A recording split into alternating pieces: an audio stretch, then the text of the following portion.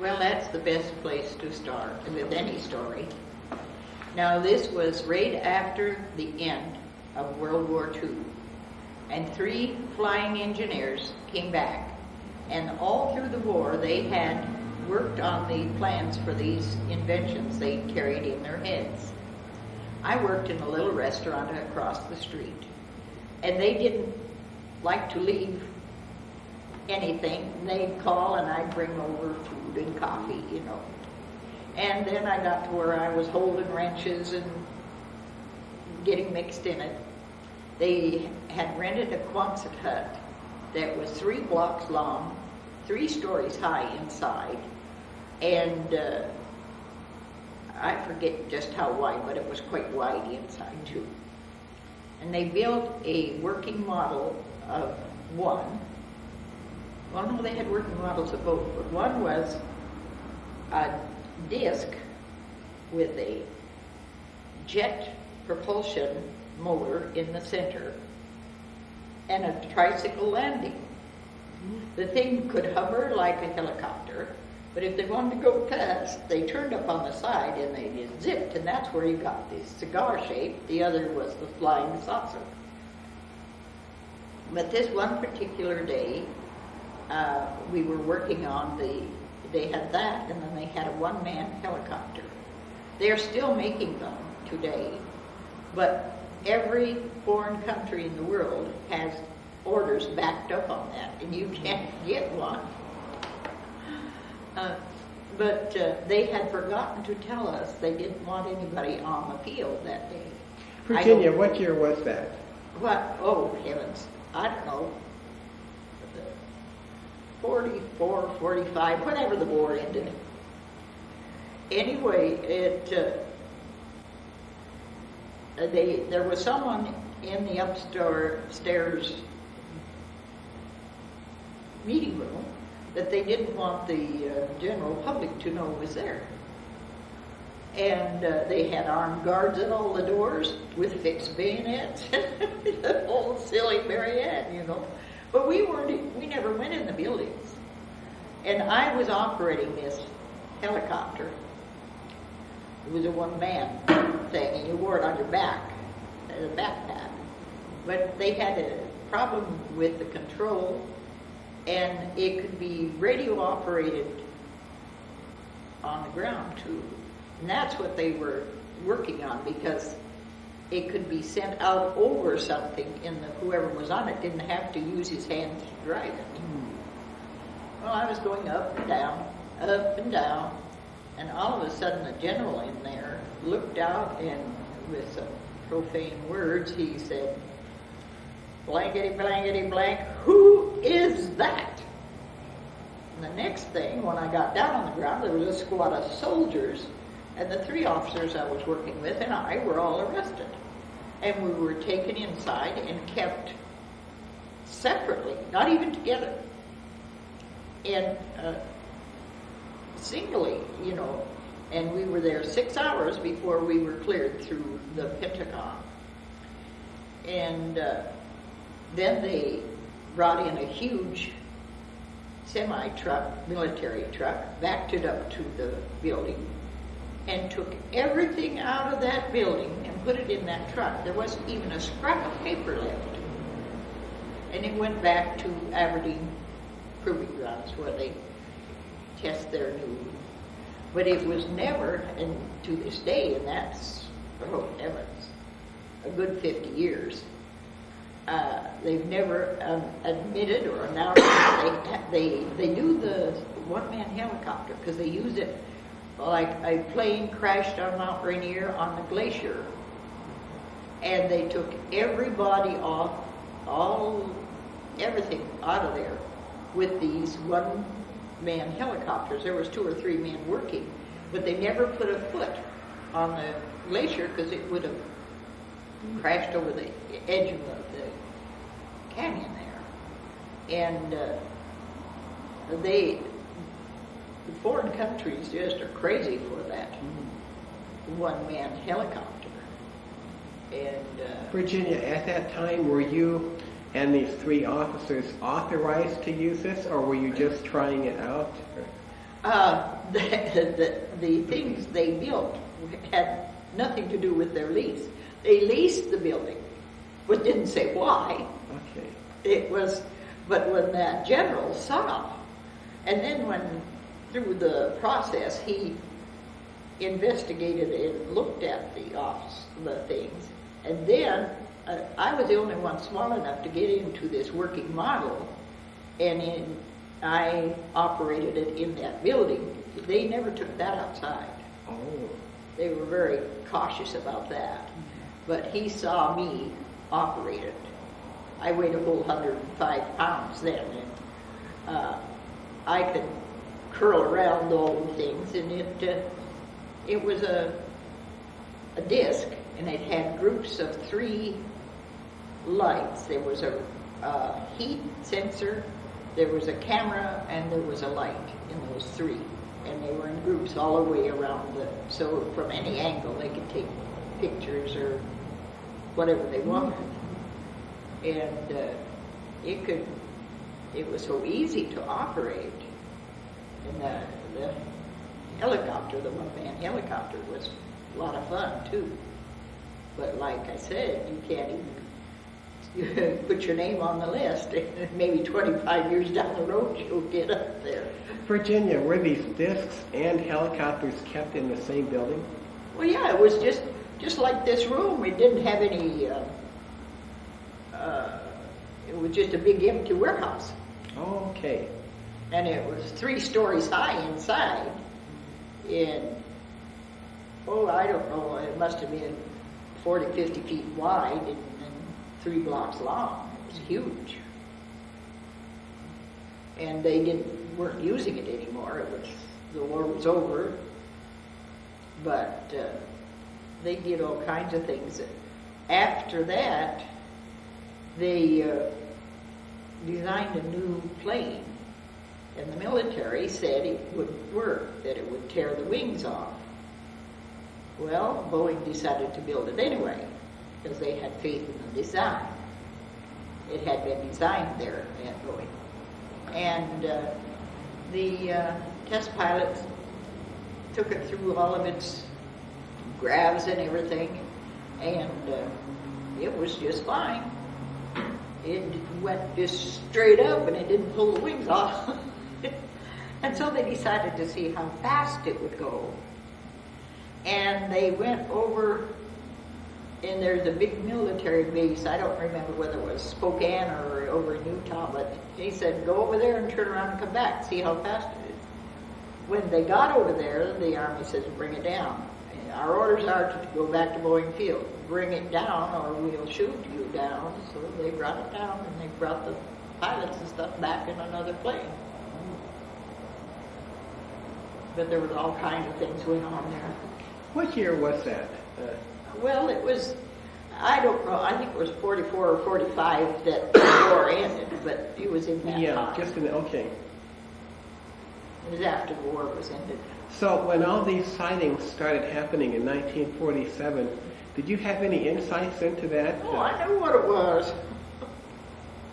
Okay, you got to tell me, because Virginia, I think for over 30 years I've been reading about those 1947 sightings, and I've never fully understood that. And they were out here on the West Coast. Okay. And some were on the East Coast, because by that time they had them back there in Aberdeen. Okay. And were the UFOs from the military? Sure they are. Okay. They were the only people that had them. That would be the Air Force then. Well, whatever. Yeah. At first it was the Army Air Corps, and then they made the Air Force out of it. And they changed labels and letters till you don't know what it is. Mm-hmm. They do all kinds of things. Weird. Mm. At the beginning of the war, the world at large thought the old P-28 was the only fighter plane we had. P stood for pursuit. But they had another one that was way faster, but the world at large didn't know it when they kept it in Alaska. And when they would land, they'd throw a tarp over it, so you couldn't even take a picture of it. But they must have figured out that the news had leaked out, so they decided to use it to get a officer in where people wouldn't realize he was a military man. And he took off from Elmore Field in Anchorage with 2 sets of orders. The one public orders and the other his real orders. And he was told not to take any hitchhikers, not to stop anywhere but Tongue Point. And, well, he picked up a hitchhiking sergeant. I'll bet that sergeant never hitchhiked again. And they stopped somewhere in Canada and got some whiskey. And the sergeant drank it, but I'm quite sure the officer didn't. He got to Tongue Point and it was socked in. He knew that before he left Elmore. And they ordered him to Boeing Field. It was socked in. They ordered him down to McCord Field. And there was only 100 feet of visibility. And they said, go on down to Portland. And he said, screw you. And he power dived in and he tore all the undercarriage off. And he got into a very conveniently waiting taxi cab and bombed to Seattle. Now, if you believe that was innocent, I'll sell you a bridge. Yeah. And then he had an apartment we lived in an apartment hotel, and he came right into the apartment hotel and got a room. And the next thing we knew, my mother had an apartment there too, and we were over to Mom's. And we just finished dinner when he walked in. Oh, pardon me, I got a room with the same number, only 1 floor up.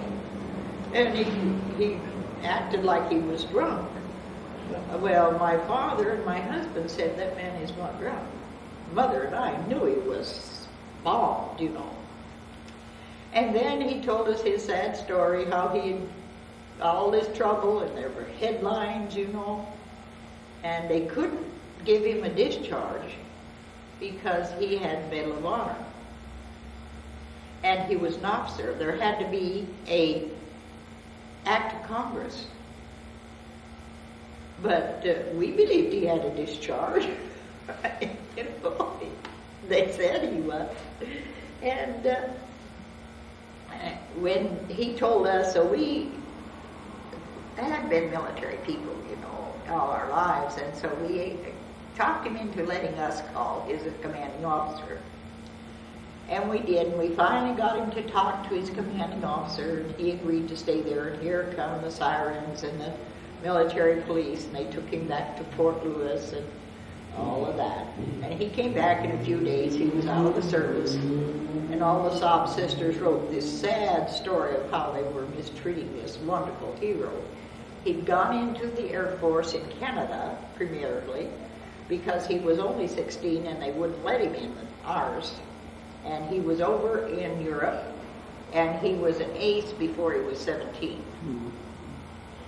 Terrific flyer. Now he could fly. And then when our country went into the war, he transferred over to our Air Force, and in the first year he was in American Air Force, he was an ace in the American Air Force.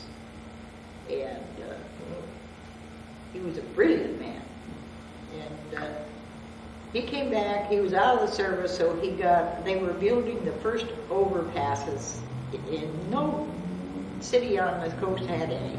Seattle had the first, and he was supposedly the engineer on that. I'm quite sure he turned the engineering specs in, but somebody in an office did the work, because he didn't have time. And what he was sent there for was to break up a spy ring that was based in that hotel. And that's how I got into the mess. And when these 2 German men they would just send in such brief amount, they couldn't get a triangulation on them. And so he would come into our apartment and he'd sit down in a chair and go to sleep. He drove me out of my mind. Later, after the dust settled, that was the only time he got any sleep. That was the only place he was safe. And I had a younger brother who was only 4 years old, and my son was 2. And he threw a cast iron Jeep at my son, and he missed him. And it hit the wall, knocked the plaster off of the steam pipes. Well, if he'd hit Raymond with that toy, he would have killed him. But they started shooting Morse. Well, you hear Morse all the time in Seattle. The radio does, because of the ships. Even now you hear it all the time. You hear it till you don't hear it. But he jumped up out of that chair like he'd been jabbed with something sharp, and all of a sudden he had a pistol in it, automatic in his hand. And I backed the kids into the closet and stood in front of him. I was scared to death. I thought he was crazy. And he thought I was doing it. So, but then in a few minutes he realized, and he'd almost blown it. Well, I thought when my mother comes in, she'll fix him, but he said, "You sit down and be quiet." And she looked at that gun and she minded. And I thought, well then, Dad and my husband come home, they'll get rid of him. They came in, and he said, "You're on active duty," and they braced and saluted. And that's how I found out he was a counter-espionage officer. Now, did he have anything to do with these UFOs? Or this? No, that was before that. Oh, he was long gone. Okay. Virginia, I would ask you, was there any talk, what was it, 1947, 1948, when that one pilot was killed in pursuit of those UFOs? Were you familiar with that story? Well, I was familiar with the story, but his plane exploded. Oh, it did? Yeah, that was all. Yeah. No, they didn't fire. They weren't firing on their own people. No. But those were American-made UFOs. They're American-made, all right. Okay. But where, I'm not sure. I know where they went from the West Coast. They went back to Aberdeen Proving Grounds in Maryland. But they're not there now. Oh, okay. In the 1950s, did you encounter anything suspicious, or? Well, in the 50s, I was out of that area, but I never have stopped being active, and I get involved in things. My question, I know that after the war, they brought back literally tons of Nazi documents on technology. Do you know of anything they might have used from the Nazis to make this? No, the Nazi information was on the missiles. Oh, I see. Okay. The Nazis hadn't figured that out. Oh, okay. All right. So today, in your opinion, what do you think this UFO technology is good for? Are they using it for anything, or? Well, I'm quite sure the stealth was an off-breed of that. Okay. They're high power. They go faster than anything else. They go faster than the speed of light or sound. They didn't. The first ones didn't, but they do now. What did it feel like the first time you went into one of those desk situations? Well, just like a plane. I mean, I've flown all my life. Just another plane. And now you made a diagram for us the other night, and it had a tripod. Yeah, it had. They call it a tricycle landing gear. 3 wheels, and that's so they could come down in a hover. Okay. They could only land in the hover position. Okay. Do you know much about that technology? Like, can you explain that in detail? Or, like, when you were in it, did you have a throttle, or how? I had a like computer thing, there were switches. Okay, toggle switches. Okay. Because I couldn't see out. I had a screen that these cameras showed me. Okay, you couldn't see out. Okay, yeah. But it was just a one person. Well, it was the original mock-up. They could be made bigger and greater or smaller, or, well, not much smaller. That was about as small as it could get. So you think this was a prototype?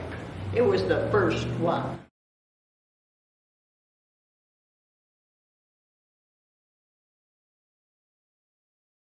Well, I was there when they did it. Oh, you were? Okay, when they were building it. Right. Yeah, I was there.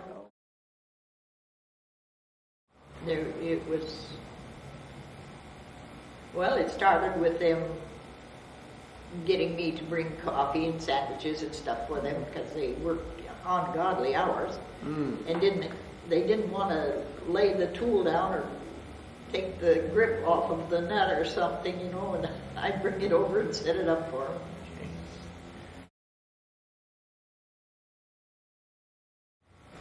Well, much of the metal that they use in the missiles and things. Oh, I see. Tungsten steel and what they make out there at Albany.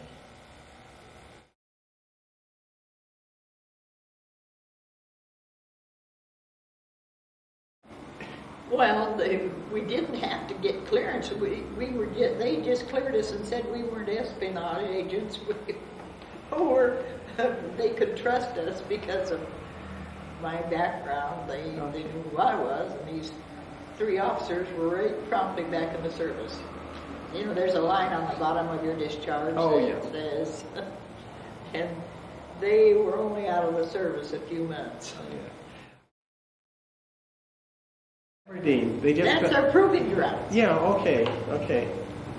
Because I know there, especially in the 70s, from my research, there was a lot of sightings in Kansas. Oh, they were all over the place, but everywhere there was an airfield, they could use them. Oh, I see. Okay. They were lighter than aircraft. Mm-hmm. Was anyone aware of their functions? Did they ever use them for reconnaissance or? How do I know? Yeah. I wasn't even allowed near them again. Oh, okay. So it's just that one time that. Well, yeah. They were building it, and, That is amazing.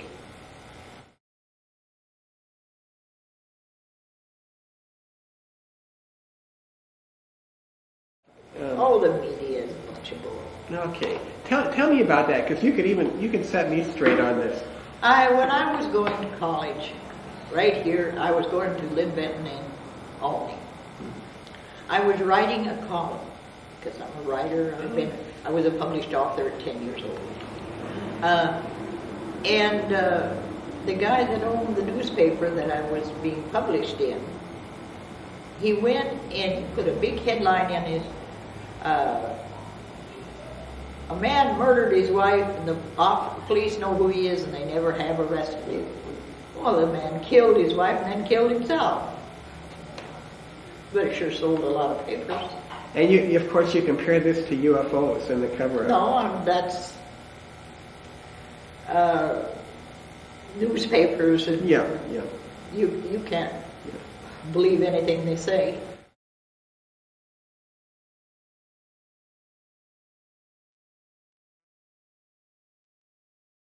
No. Oh. They would love to spread it all over the newspaper.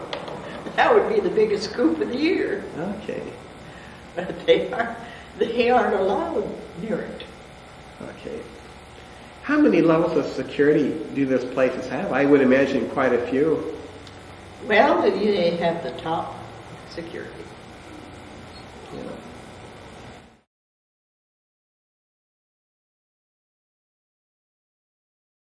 Oh, that's a bunch of...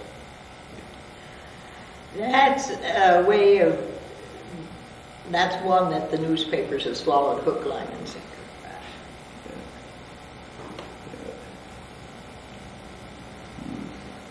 They just... That's the way to keep them away from the real thing. Yeah. Well, now, I think it was December of '89 on C-SPAN, Ronald Reagan was filmed before the United Nations. and he was joking, or in some manner, about the so-called aliens. Do you feel that the government tries to put an alien thing before us to detract from what they're doing? Certainly. Okay. Can you think of any incidents of that, or anyone who's mentioned that to you, or? No, because I talk with my Christian friends and stuff about it. That's Yeah. But in other words, it's just obvious to you. well, it's a bunch of hooey. Yeah. But it sends them off on a wild goose chase and gets Yeah. them out of their hair. But my question is, I still don't understand why the secrecy, because you would imagine... Because no other country has it. Oh, including Russia. Especially Russia. Especially Russia. And Russia wouldn't get anything from me. Okay. My grandmother lived in Russia for a number of years, and she told me what the Russians were. Now, I know that there have been a lot of sightings, and occasionally you even read about, in the past few decades, even a saucer having crashed in Russia or Siberia. Would this have been American technology? It'd have to be. Okay. But they probably have an explosive device that will explode them when they hit. To cover everything up. It just blows everything all through. Yeah. Our big planes and their scopes that they use, they explode. Right. Huh. Well, it'd be interesting to know someday more of the uses that the military has had for these things.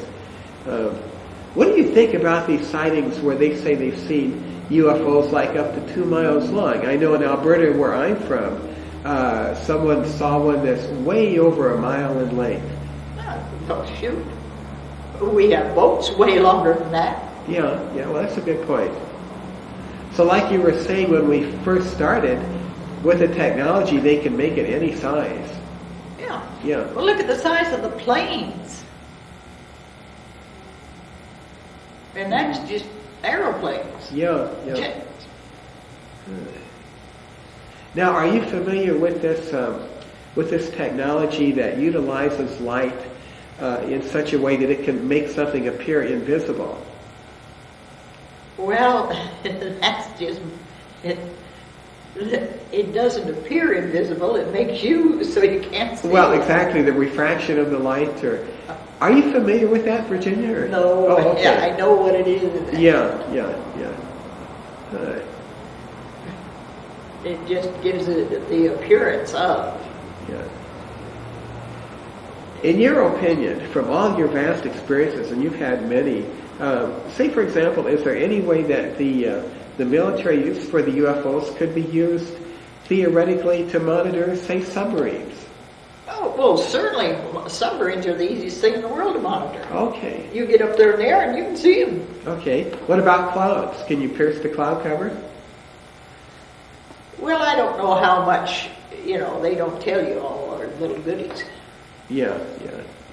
And they wouldn't be about to. Well. But that's what this one we had out on the coast.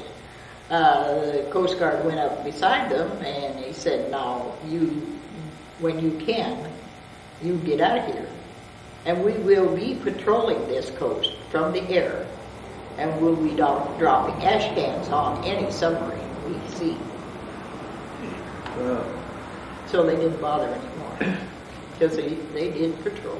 Okay. And they practiced dropping them. Okay. I think a few months ago, Valerie and I, we had seen some black and white footage, and I believe it was from the early 60s, of this one-man UFO, but it was something they had done in Canada. And of course, when you're talking about 1944 or 45, do you feel there could have been some Canadian spies who have been watching this, or that Americans have gone up there? No, good Lord, our two governments have been handing blood ever since Washington's time. Yeah. One of my uncles was a missionary to the Indians What's the name of that place? Ooh.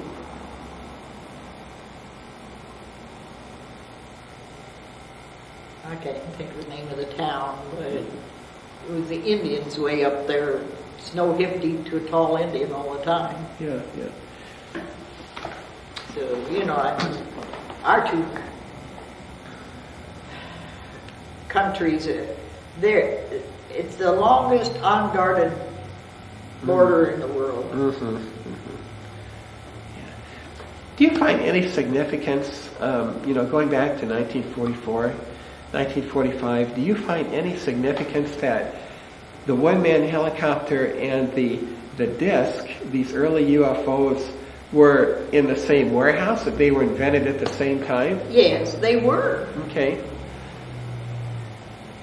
What do you think is the significance? Are they pretty much operationally similar? They were practical, useful military items. Mm-hmm. Mm-hmm. Those men were military officers Mm-hmm. that invented it. Okay. They graduated from MIT, the military school in Kansas. Oh, you know that for sure. Sure. Okay. Yeah, all right. They were graduate engineers. They weren't just military trained engineers. Yeah. So in other words, there's some MIT connection, definitely with Aberdeen. No. Oh, there isn't. No. MIT trained them, Yes. educated them, Right. and then they went into the service. Okay. Were they MIT trained at government expense? No. No. So they were recruited after they came out of MIT. They recruit almost all graduates there. They try to get them to go into service from those expensive engineering schools. Oh, I see. Okay. They go in as an officer. They don't go in lower grades. Well, I don't know, Virginia, what you know and what you do know and what you don't know. I know you know a lot. You've had a very interesting life. Do you feel that perhaps some of this technology could have started at MIT? No. No. Okay. It did start with the Army. No, with the Air Force. Oh, with the Air Force. Okay. And that would have been out here on the West Coast then. Well, it was there the very beginning, but the military took them out of here right away. Yeah. And where they stationed them around and playing games with them. Yeah. Mm-hmm. Like when they sent that plane down, they did all kinds of things to get bad publicity. And how in the world a taxi cab would be so conveniently waiting? He jumped out of that plane into the cab. He never reported to anybody and zipped to Seattle. Well, so they wanted bad publicity. Sure. Give me another example of that. My father was sent to Niamey during Prohibition because they were playing those games up there. They were stopping the rum rounders, taking half their load and letting them go. Mm-hmm. And the Navy knew it, but they had to prove it. You know how our laws work. So my father was sent up there with a cock and bull story that didn't fool the captain or anybody else. But he finally got the job done. And they said he was given a for good of the service discharge. Well, we didn't know at that time that you couldn't give an officer a good of the service discharge. You had to get an act of Congress. But we swallowed it hook, line, and sinker. I was maybe 6 years old. And he said, heck with it, I'm going to go fishing. And he went up to Seattle, caught the fishing fleet, went north. 3 weeks later, he was back at Bremerton Naval Base, the whole fishing fleet, and they reinforced the foredeck with steel. Public safety was the excuse. Well, if you'd have fired that 1 pounder on a wooden deck, it would have gone right down through the keel. Right. And they just do all kinds of funny little things like that to cover what they're really doing. Virginia, for Christians today now, Dr. David Allen Lewis, he wrote a book called UFOs, End Time Delusion. And in there he talks about the men in black, and he exposes a lot of this stuff that he's researched. And we've done some conferences together. And he told me once that there's never been a close encounter of the third kind for a single Christian anywhere in the world from his research. What are your impressions on this? He's been fooled by experts. Really? Are you familiar with any Christians who have been abducted? Or? They're not abducted. Oh, I see. In the first place, they aren't abducted. They may let somebody off or take somebody on, but no, they paint with a broad brush. Okay. It's all. They don't tell you a word of truth, and they're not about to. They have to. Well, Virginia, what if someone walked in here and they just were totally adamant about that they had been abducted? What would be your response to that? Oh, really? Tell me about it. Okay. Now, we've heard that even politicians have taken rides in these UFOs. Oh, sure, it gets them the best publicity in the world. It gets them elected. Were you familiar, what was it, last summer, when in Phoenix and in the Arizona area, Margaret Thatcher and George Bush, they had those enormous UFO sightings? What was your impression on that? Well, I'm quite sure they saw them. Okay. But I'm quite sure they weren't.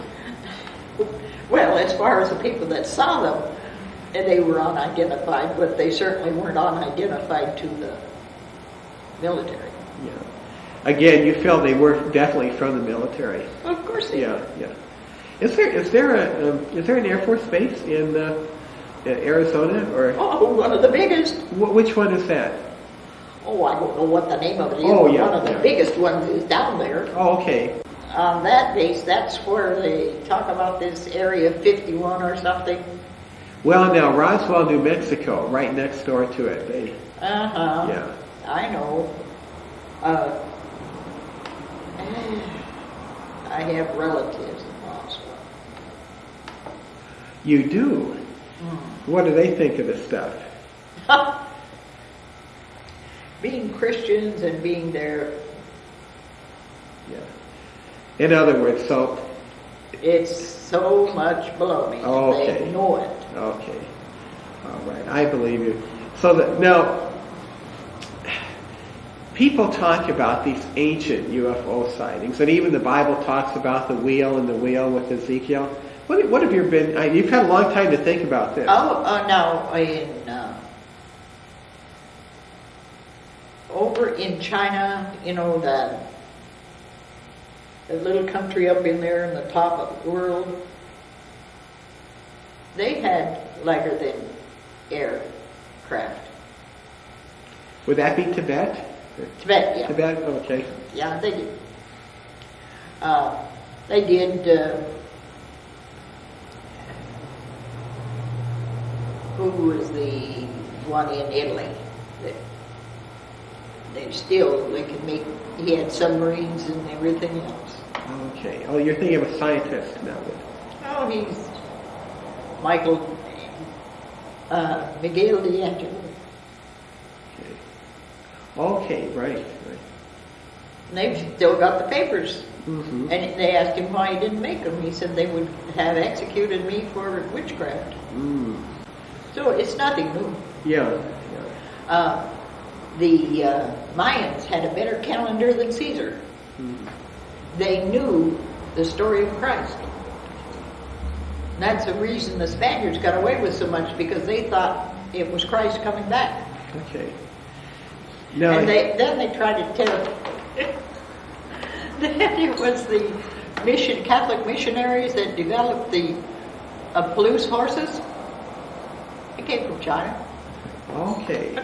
And they've got statues and everything of them. hundreds and hundreds of years ago, Okay. these spotted horses. And my father, of course, he was a military puppet, was sent to Port Townsend to dismantle a smelter there. The Chinese would would come over here with furs and stuff and trade for gold, and they'd smelt it down so it was easier. Now, unlike yourself, I was in the armed forces for a few years, but your wealth of experience, I'm just kind of wondering, were you aware of the rationale of why they moved so much from the West Coast into the Midwest? Because they were afraid of being attacked. Oh, I see. Bombing here. Right. And after that point, things just sort of stayed in the Midwest? Not particularly. Oh, okay. They just don't tell you where they are. Yeah. And I have a son that was a lifer in the Air Force. I have a son that was a lifer in the Navy. My father was an officer. I married an officer. Okay. Virginia, if I grabbed you a piece of paper and a pencil, would you be able to draw us a replica of the type of little disc that you were in? Oh, yeah. Oh, that'd be great. Okay. I'm not much of an artist, but... Oh, that's okay. I'll find you. Your little boy can do a better job than me. Well, to actually have it from someone who actually wrote in it is a real treasure. Okay, I'll pause this a moment. We'll find something here in just a moment. 80-year-old Virginia Hernandez will be putting onto the paper you see before you the actual UFO, the disc that she had flown in when she was involved with that warehouse situation in the 1944-1945 time slot. And to her best recollection, she's going to draw this before you, and then we'll hold it up to the camera for you to see. They're out where they were going to land in Normandy.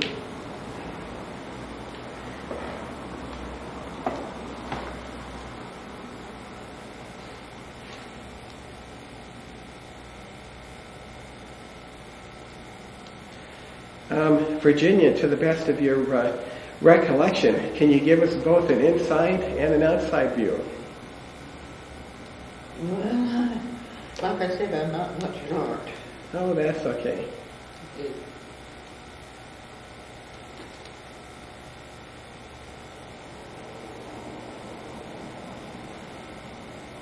When you were saying that it was dark inside, No, it wasn't dark inside. I couldn't see. see out. Oh, I see. Right.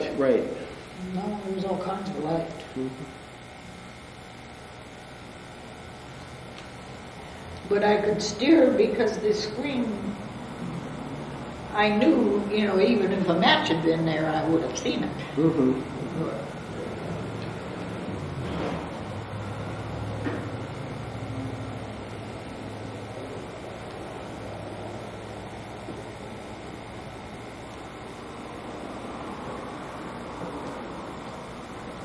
And when you were inside of this, were you in the warehouse or outside the warehouse? In the warehouse. In the warehouse. They never took it out. Oh, okay. At any time. Yeah.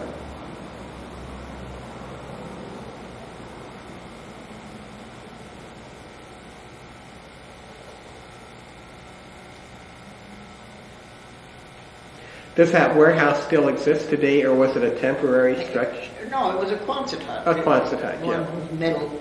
I don't know whether it's still there at the end of Boeing Field or not. Mm-hmm.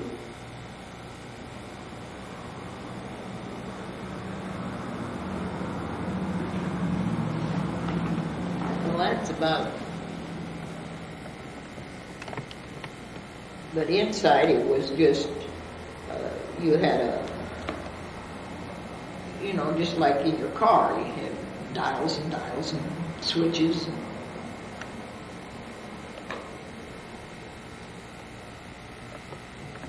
And then when it wanted to go fast, it was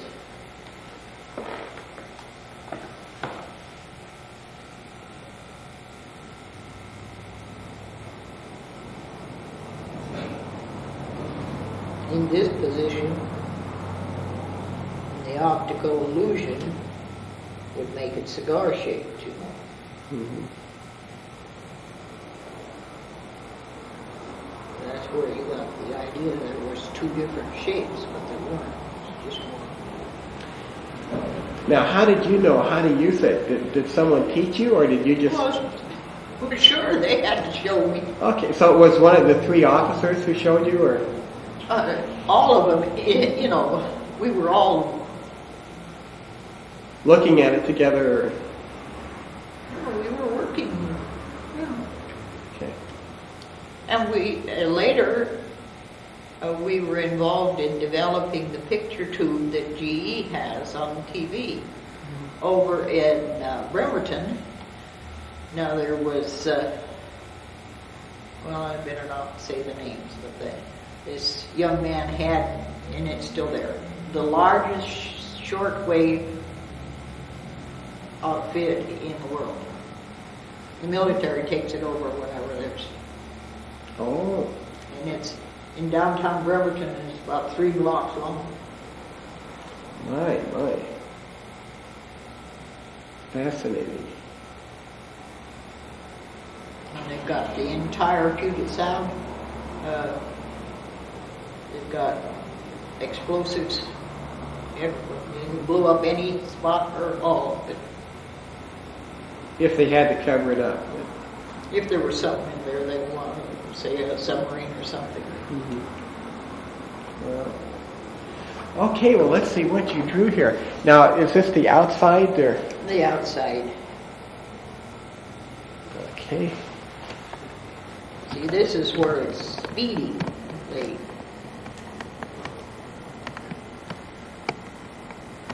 But it turns like that. Your eyes, you get the optical illusion of the cigar shape. Mm-hmm. So that's what that cigar shape is all about then. Mm-hmm. They think there's two different kinds, but they're not. It's just the one when it's going faster. Boy, that's technology though, huh? But they could do that back in the 40s. Well, when you think about that, Michelangelo could do it before Columbus. Hmm? My. Was there anything about the inside that you might remember that was particularly colorful, or would they have red lights or green lights? Or? Well, these lights were different colors. Oh, I see. And they were all around and it was utilitarian strictly. Oh, I see. Yeah. Oh, I'm sure of that. They didn't, they had sponge, around so you wouldn't, well, it was so I wouldn't get hurt. That's what it was made for men to get into. Oh, okay. These three officers that were with you, is it possible any of them were from MIT?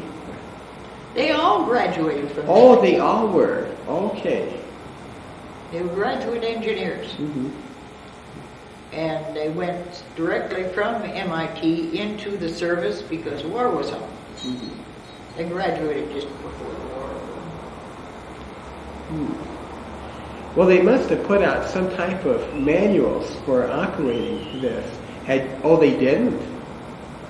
No. Oh. At that time. Oh, that's interesting. So it was just one more security measure.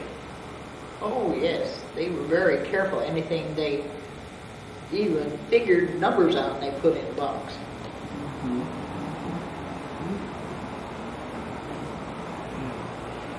Well, Virginia, thank you very much for sharing this with us. If you had a final comment to share with anyone who got to hear about this concerning UFOs and people who are Christians and who have been wondering, what would you share with them? What would you tell them? Well, just pick up your Bible and read it. You read Acts and you go on, and the last book, there's the one that tells you. 47. Kenneth Arnold, a 32-year-old Boise, Idaho businessman, was flying his single-engine plane over the Cascade Mountains of Washington. Arnold tells his story. I had reached the altitude of about 9,200 feet when a very brilliant flash lit the sky around me and actually lit up the airplane that I was flying. And I could see way off to the right, coming in the vicinity of Mount Baker, a whole chain-like string of aircraft coming at a tremendous speed. I could see plainly that they didn't have any tails. I had never seen aircraft of that kind, and I made a quick judgment that they must be approximately 100 foot in their wingspan. And the first unit or first craft flew at a higher altitude than the last. And of course, this is completely reversed from our normal flight patterns. I had a good fix with Mount Adams, and I thought I'd try to clock their speed between Mount Rainier and Mount Adams. Arnold estimated the speed of the craft at an astounding 1,700 miles per hour, nearly 3 times faster than any jet he had ever heard of. He was asked by a reporter to describe the mysterious objects. You know, they would skip and sail and give off these flashes, and you take a saucer and you skip it across the water, and it's erratic. And this is how the name Flying Saucer was born. This was the day, June 24th, 1947, that marked the beginning of what is known as the modern flying saucer era. What followed would be thousands upon thousands of unidentified flying objects over North America as well as other parts of the world. It seemed to hover for a matter of maybe 1 or 2 seconds, and then was out of sight within 2 or 3 seconds, which was a lot faster than it had been traveling originally. We were using our red lights and our aircraft landing lights, which is a spotlight, and pointing them or directing them at the UFO. And it was reacting to it audibly on occasion, and it did make a movement towards the light. As we turned the light off, then it would return to its original position and remain stationary again, but it was reactive to the lights. I judged it to be at least 150 feet across it. It was saucer-shaped with a high dome. It was very shiny underneath. It was a porcelain-type finish. And I was getting a tremendous shock all over my whole body. My hair was standing up, and I had electrical static feeling over my hair on my arms and my head. I thought it was doomsday. 1948. Clyde W. Tombaugh, the astronomer who discovered the planet Pluto, was sitting in the back of his home at Las Cruces, New Mexico. He and several witnesses, including other members of his family, watched a strange glowing craft move overhead. All of the witnesses agreed that the object was definitely a solid ship and that it was probably some form of extraterrestrial device.